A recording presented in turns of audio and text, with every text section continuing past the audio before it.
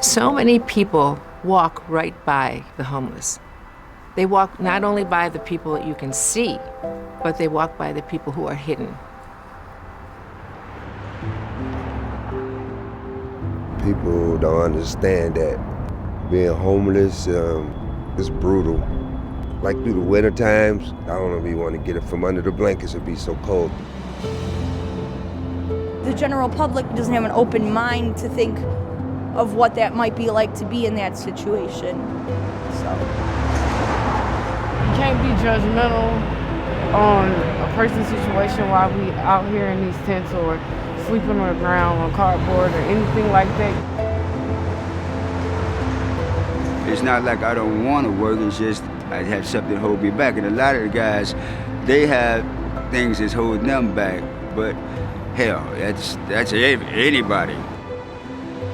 There are 120,000 individuals who are homeless throughout the year in the city of Chicago.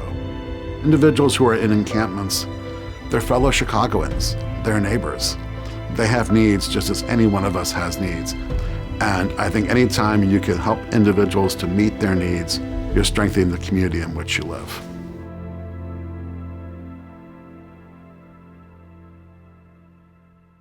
Hello, Night Ministry. Hello. Hello, how's it going, Night Ministry? Hey, how are you? Hey, how's it going? Sir.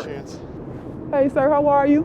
There's an enormous amount of need on the street for basic care, for health care, and for just the enormous hurdles that it takes to get yourself out of being on the street and into some better situation. Is this yours? Yes, sir.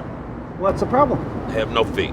Okay. There's a very pressing need. There's a lot of people with significant medical issues that are seen, and for a lot of the population we see, sometimes we're the first point of access.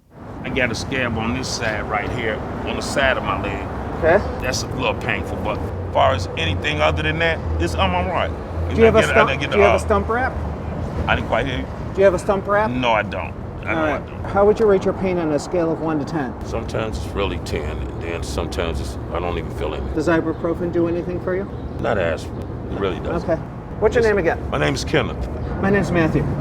But Lower Wacker Drive, there's a fair amount of people who have need. There's no clinic that's going to be able to serve that population. You really have to go to them in terms of provide the care. I have access. Is that the only one? What about the one on that side? Does that bother you too? Yeah, I'm constipated. It hurts so bad. It's just, that's what I take the ibuprofen for. I have some Orajel. Let me give you a couple packets of it, so no other medical problems. All right, let me get your name and date of birth here. You okay? yeah. You need some Narcan needles, right?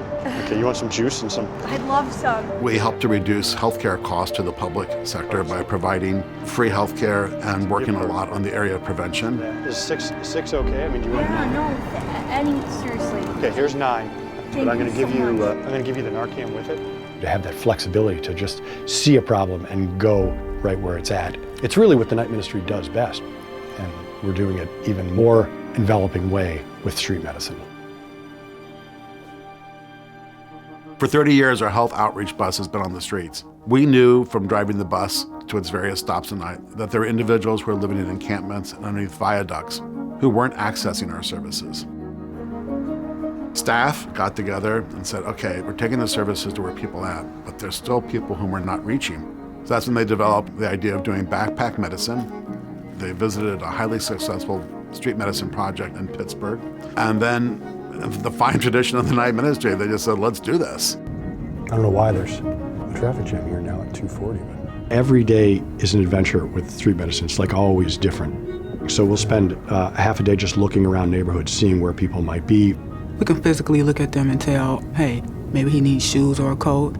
While you're getting these items, we also have case management services. We can help you get into an emergency shelter. We can help you for mental health services.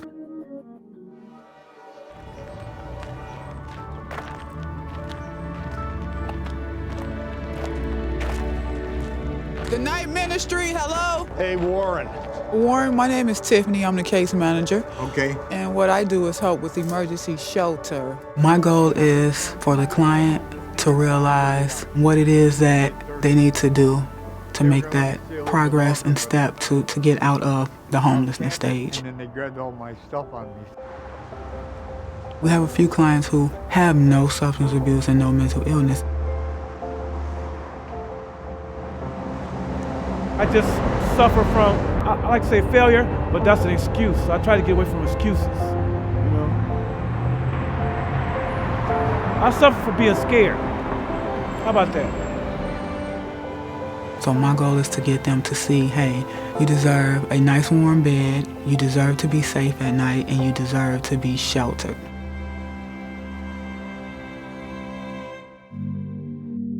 Our city is at its strongest when its residents are productive and contributing back to society. That's one of the outcomes of our street outreach program, and really of all of our programs.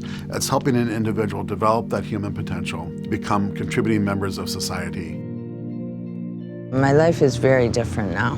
They assisted me as winter was coming. It was actually becoming somewhat dangerous for someone such as myself, who almost lost their hands to frostbite 2 years ago.